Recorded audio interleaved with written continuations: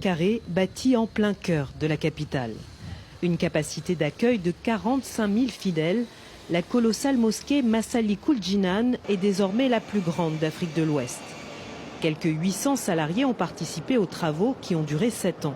Un chantier complexe, de l'aveu même de l'ingénieur qui a coordonné l'ouvrage. Tu as 35 lustres au niveau de la grande salle. Ndeye Mariam ne cache pas son émotion. Un grand sentiment de satisfaction et un honneur d'avoir abouti ce rêve. Parce qu'à un moment donné, quand on avait fini carrément le gros œuvre, c'est-à-dire tout ce qui était structure, on se disait mais à quand l'inauguration? Tellement que c'était un édifice complexe, un édifice particulier.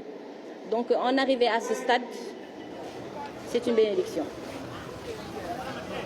À l'extérieur, des bénévoles s'activent. Ce sont des disciples de la confrérie Mouride, la communauté à l'initiative de la mosquée.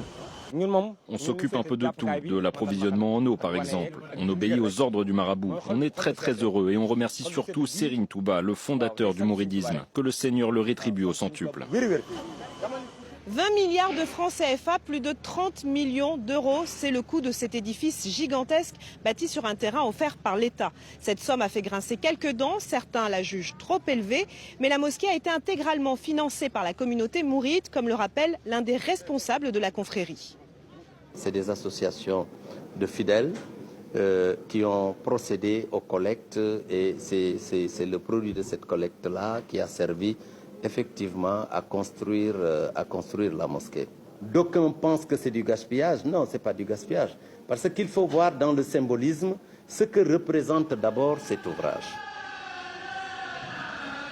Le complexe qui abrite la mosquée accueillera également un institut d'études islamiques et un musée.